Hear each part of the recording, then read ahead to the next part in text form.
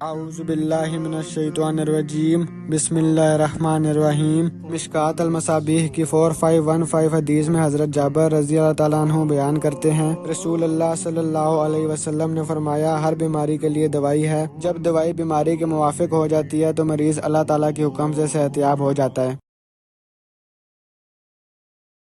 जी खान साहब, मोहम्मद खान, कितनी उम्र है भाईजान आपकी? मेरे सर 62। क्या मसला भाईजान? मेरा सर यही मसला है, मेरा भी कमर का ये नीचे वाला यानी ज़्यादा देर खड़े रहो तो बहुत दर्द शुरू हो जाती है। और उसके बाद मेरे मसल हैं यहाँ यानी कंधे से लेके अभी भी बैठा हूँ तो जैसे सनसनाहट होती है ना, ऐसे अकड़ा सा फील हो रहा है कंधों में और कंधों में गर्दन में? जी ये पूरा तकरीबन ये जगह जो है ना पूरे शोल्डर गर्दन और गर्दन कंधे, भी शोल्डर भी। ठीक है, कमर भी। और उसके बाद जो कहते हैं ना घुड़वल पड़ना, हम्म वो भी पड़ता है। और ये घुटना भी मेरा एक्सीडेंट हुआ था हम्म तो इसमें भी थोड़ा सा मैं एक्चुअली होता हूँ बहरीन में ड्राइवर हूँ।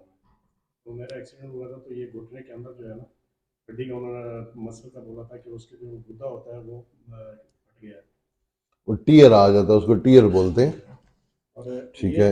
ये भी अभी तकरीबन 3-4 महीने हुए हैं मुझे, यहाँ से दर्द उठती है, ये आती है यहाँ तक। हम्म पहले तो थोड़ी ये नस घुटने वाली लेफ्ट लेफ्ट साइड में इधर थोड़ी होती थी सनसनाहट सी, लेकिन अभी ये नहीं हो रही, सिर्फ नीचे और ये कमर में हो रहा है।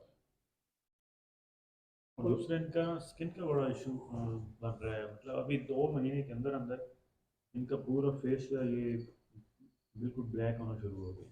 अभी तो काफ़ी ज़्यादा हो गया, पहले बिल्कुल इस तरह नहीं था। ये सिटी में उधर से बनवा के लाया हूँ, अगर है तो देखिए ये रिपोर्ट भी है उनकी MRI रिपोर्ट दे दो। सीडी तो जो है ना ऐसी ही होती है, सीडी हमारे किसी काम की नहीं।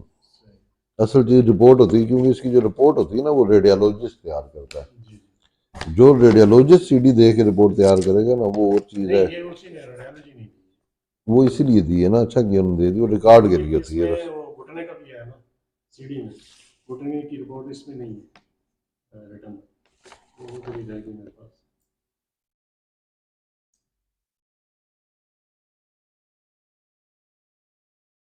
ये एक्चुअली फिजियोथेरेपी उन्होंने की है, तो पहले इस साइड पे दर्द थी, तो जब फिजियोथेरेपी की तो ये पूरी इधर से इस साइड पे लेफ्ट साइड पे पूरी दर्द आ फिजियोथेरापी का कोई रिजल्ट कोई नहीं इस मामले में, बेहतर है कि मालिश वगैरह कर लिया करें।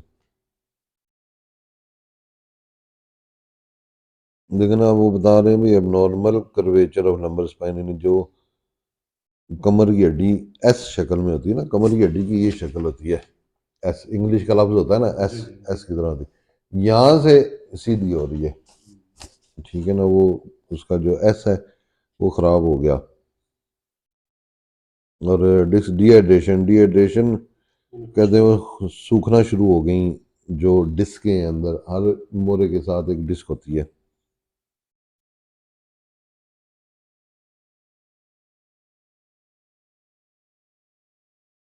और कुछ मोरों में बल्ज आना शुरू हो गया। बल्ज भी तभी आता है जब ये डिस्क बाहर आ जाती है थोड़ी सी। यानी डिस्क ऐसे होती है जैसे गुब्बारा नहीं होता जी, जी गुब्बारे को ऐसे दबाएं तो वो कहीं ना कहीं से वो बबल निकाल लेता है, जी तो इस तरह की डिस्क में भी ऐसे ही होता है। अच्छा जी, diffuse disc bulge is noted. फिर ये नैरो होना शुरू हो गया। नैरो का मतलब है कि ऐसे प्रेसिंग आनी शुरू होगी जिसकी वजह से शियाटिक नर्व जो है वो, ये वही शटिका पेन ही हो रहा है आपको।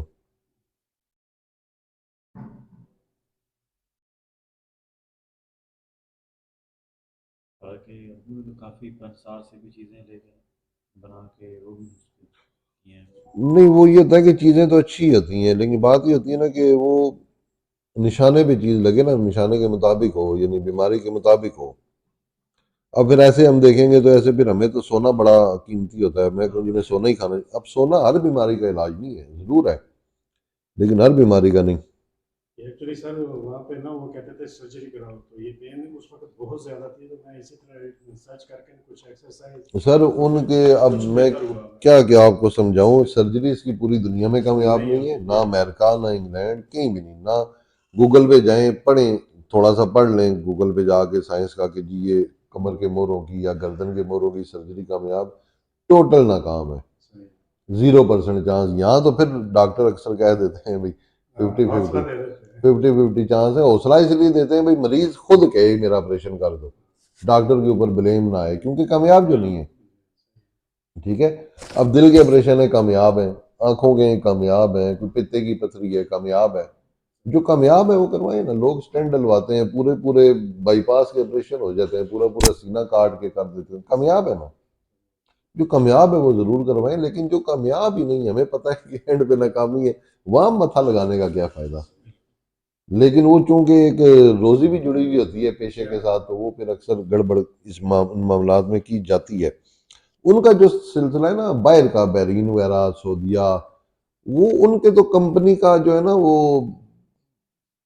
यानी जिस कंपनी में आप करते हैं उस कंपनी का किसी ना किसी हॉस्पिटल के डॉक्टर्स के साथ या हॉस्पिटल की कंपनी के साथ एग्रीमेंट हुआ होता है कि हमारे मरीज आपने देखने हैं। ठीक है ना, ये वो इंश्योरेंस हाँ, होती है ना। इंश्योर्ड भी होते हैं इस तरह की, तो वो फिर उन्होंने पैसे पूरे करने होते हैं। लेकिन एक काम आपको मेडिसिन दे 2,000 की होगी जी, 20,000 की होगी, 30,000 की होगी, कितनी मेडिसिन हो जाएगी। ठीक है, लेकिन ऑपरेशन 5 लाख का, सही बात, यहाँ लोकल 5 लाख लग जाता है कमर के मोरों के लिए। सही बात।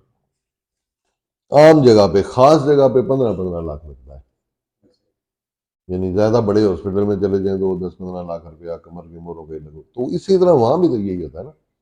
वो फिर इस वजह से ऑपरेशन किए जाते हैं। डॉक्टर कहता है ये ऑपरेशन होगा, क्योंकि उसे पता है खुले पैसे बन गए। ठीक है, यहाँ जैसे यहाँ पैनल पे डॉक्टर्स होते हैं, ऐसे ही वहां भी पैनल पे हैं। अब एक कंपनी है, उसको क्या पता कि जी इसका ऑपरेशन होना चाहिए या नहीं होना चाहिए, उन्होंने तो आपको सहूलत दी हुई है। डॉक्टर फिर जो वहाँ पैनल वाले होते हैं बायर बैरीन वगैरह में, वो उस सहूलत का नाजायज फायदा उठा रहे होते हैं। वो जहाँ उन्हें महीने के 10 लाख बनाने हैं ना, तो वहाँ महीने के 10 करोड़ बना रहे होते हैं। ठीक है, वजह, और उसके लिए क्या करना पड़ता है, इंसान को काटना पीटना पड़ता है। ठीक है, बेशक हो सकता है वो हराम ही हो, लेकिन ऐसे ही है बस। तो ये है सर, मैं एक्सरसाइज से मैं तकरीबन 50-50 बेहतर हो गया, उनकी हम्म। मेडिसिन भी छोड़ दी। नहीं तो वो तो कह रहे थे बस जी आओ फटाफट आओ ऑपरेशन करो। मुझे मोरों का आपने सही सत्यानाश किया, नियेशन भी है इसकी डिस्क की, और डी जनरेटिव हाइपरट्रॉफी भी है। डी जनरेटिव कहते हैं किसी चीज का भद्दा हो जाना, यानी शक्लो शबात का बदलना। सही बात है। ठीक है, जैसे अब एक आटे का पेड़ा है ना, हम उसको पकड़ के उसको यूं दबा लें तो वो इधर उधर से निकल आएगा। ठीक है, इसको कहते हैं डी जनरेटिव चेंज, कि उसके अंदर दोबारा से कुछ जनरेशन होनी, फालतू चीज मसलन बननी पे शुरू होगी। ना ज़्यादातर गाड़ी चलाते हैं। तो सारी वजह ही वही है। हर ड्राइवर को ये मसला होता है, ये बात मेरे ध्यान में रखिएगा, हर ड्राइवर को।